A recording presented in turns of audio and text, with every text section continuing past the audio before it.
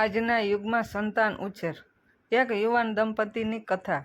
અમદાવાદના એક આધુનિક ફ્લેટમાં રીના અને રાહુલ તેમના 5 વર્ષના દીકરા આર્યનની સાથે રહેતા હતા. રીના એક આઈટી કંપનીમાં કામ કરતી હતી અને રાહુલ પોતાનો એક નાનો બિઝનેસ ચલાવતો હતો. આજનો યુગ દોડધામવાળો છે અને રીના અને રાહુલ પણ એમાં બાકાત નહોતા. તેમનું જીવન કામ, ઘર અને આર્યનની આસપાસ ફરતું હતું. આર્યન એક ખૂબ જ હોશિયાર અને જિજ્ઞાસુ બાળક હતો. તેને નવી નવી વસ્તુઓ જાણવામાં ખૂબ રસ હતો. મોબાઈલ અને ટેબ્લેટ તેના માટે રમકડા જેવા બની ગયા હતા. રીના અને રાહુલ બંને જાણતા હતા કે સ્ક્રીન ટાઈમ બાળકના વિકાસ માટે સારો નથી, પરંતુ કેટલીક વાર કામના ભારણને લીધે તેઓ લાચાર બની જતા. રાહુલ, મારે આર્યનના સ્ક્રીન ટાઈમ વિશે કંઈક કરવું પડશે. આખો દિવસ કાર્ટૂન જોયા કરે છે, રીનાએ એક સાંજે ચિંતા વ્યક્ત કરી. હા રીના, તું સાચી કહે છે, પણ શું કરીએ? મારે પણ ઓફિસના કામમાં એટલો ભાર હોય છે કે હું તેને સમય નથી આપી શકતો. રાહુલે નિસાસો નાખ્યો. આજના સમયમાં માતા-પિતા માટે સૌથી મોટો પડકાર તેમના બાળકોને ટેકનોલોજીના વધુ પડતા ઉપયોગથી બચાવવાનો છે. રીના અને રાહુલે નક્કી કર્યું કે તેઓ આર્યન માટે સ્ક્રીન ટાઈમ ઓછો કરશે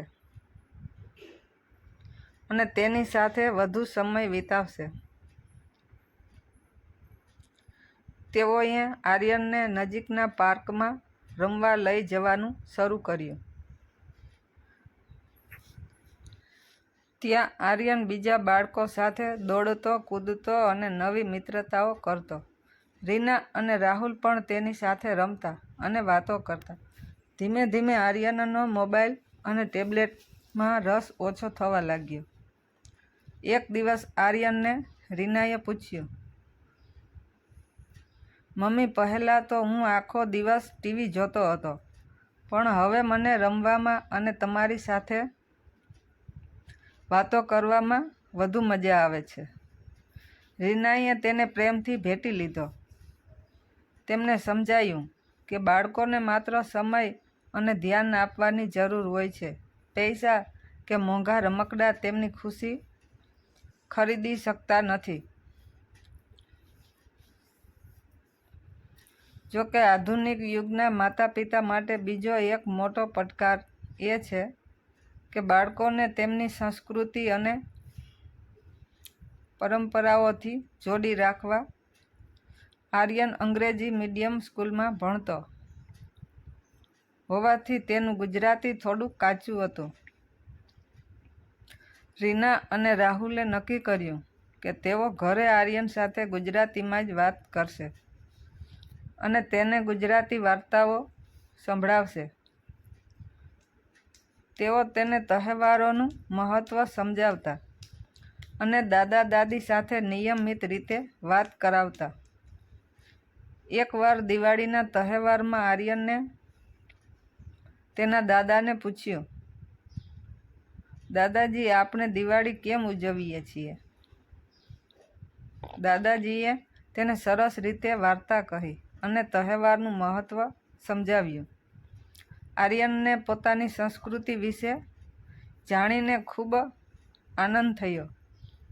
રીના અને રાહુલે જોયું કે તેમનો દીકરો હવે માત્ર આધુનિક નથી રહ્યો, પરંતુ તેમનામાં પોતાની સંસ્કૃતિના બીજ પણ રોપાઈ રહ્યા છે. આજના યુગમાં સંતાન ઉછેર એક કળા છે. માતા-પિતાએ પોતાના બાળકોને સમય આપવો પડે છે, તેમની સાથે મિત્રતા કરવી પડે છે અને તેમને સારા સંસ્કારો આપવા પડે છે. રીના અને રાહુલ આ વાત સમજ્યા અને તેમણે તેમના દીકરાના ઉછેરમાં સંતુલન જાળવવાનો પ્રયત્ન કર્યો. તેમણે આર્યનને ટેકનોલોજીથી દૂર રાખવાની સાથે સાથે તેને આધુનિક જ્ઞાન પણ આપ્યું અને પોતાની સંસ્કૃતિ સાથે પણ જોડી રાખ્યો. ધીમે ધીમે આર્યન એક સારો, સમજદાર અને સંસ્કારી બાળક બન્યો. રીના અને રાહુલને પોતાના ઉછેર પર ગર્વ થયો. તેઓ જાણતા હતા કે હજી ઘણા પડકારો આવશે, પરંતુ તેઓ સાથે મળીને દરેક પરિસ્થિતિનો સામનો કરવા તૈયાર હતા, કારણ કે આજના યુગમાં સફળ માતા-પિતા બનવા માટે પ્રેમ, ધીરજ અને સમજણની ખૂબ જ જરૂર હોય છે.